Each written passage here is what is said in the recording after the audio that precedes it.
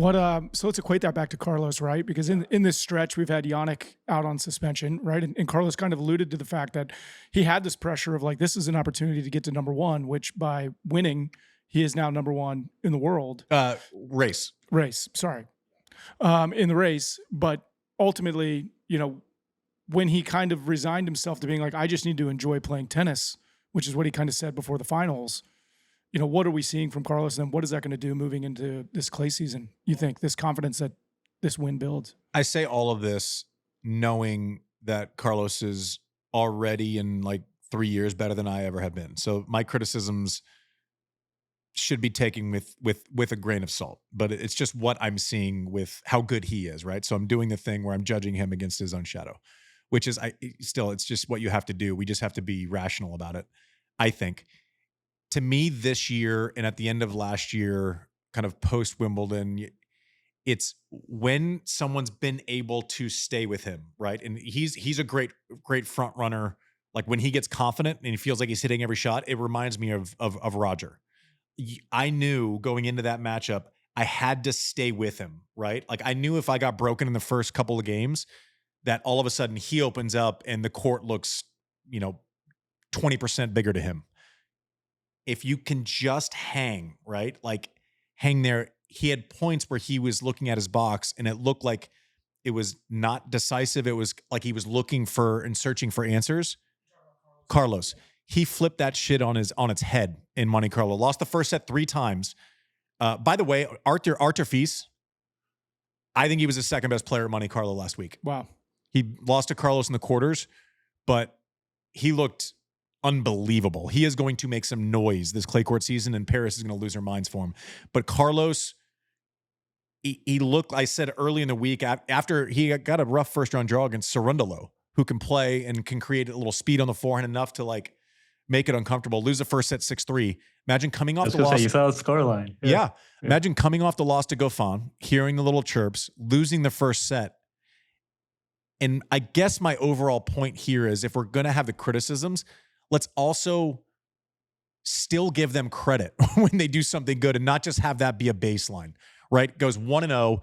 He flipped a couple of other matches, flipped it against Musetti before Musetti got hurt at the end, lost the first set to Arthur Fils, was 5-0 in the second.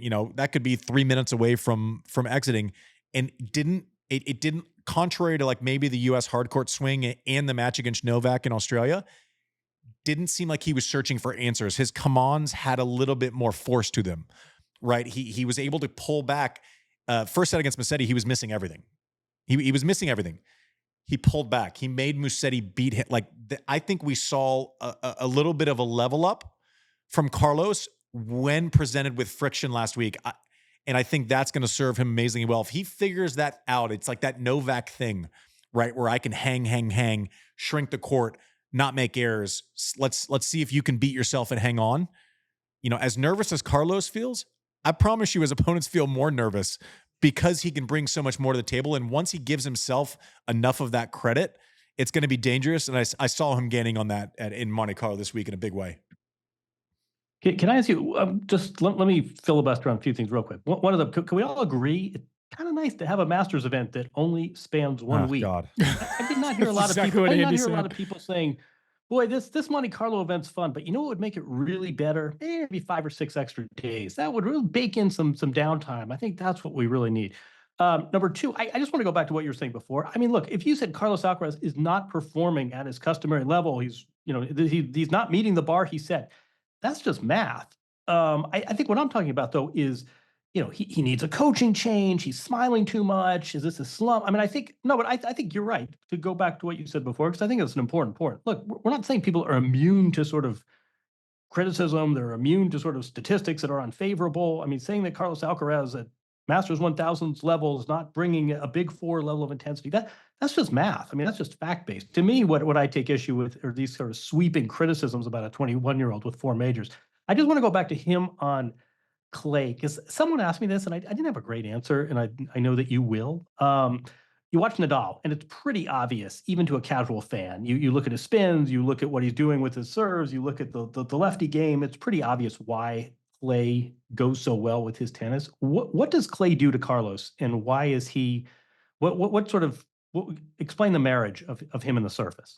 One, it opens up the drop shot way more, right? Because there's a lot more times where you're sliding and you can. What he does phenomenally well, and it just works better when people don't have sure footing. So outside of hard courts, he is so good at playing against people's movement, right? So John, imagine you're playing Carlos Alcaraz and you leave a backhand, you don't hit it perfectly firm cross court. So therefore you're getting that little circle C and you're seeing him kind of wind up for that forehand. So the couple of things that you have to defend that point is your weak side, which I'm assuming is your backhand, JW. Maybe you're like the rest of us, where you need to cheat to that side a little bit, all the while knowing that this wonderkin can go just as big to your forehand. And then, oh, by the way, you have to guard against the little teardrop drop shot that barely clears the net, and you have to go forward. So in 1 second, once you realize you don't hit that ball perfectly cross to find his backhand, which also is a good shot, you're having to retreat both ways, potentially, because of speed of shot that's available to him, and all of a sudden bring the drop shot into, off of a slippery start, right?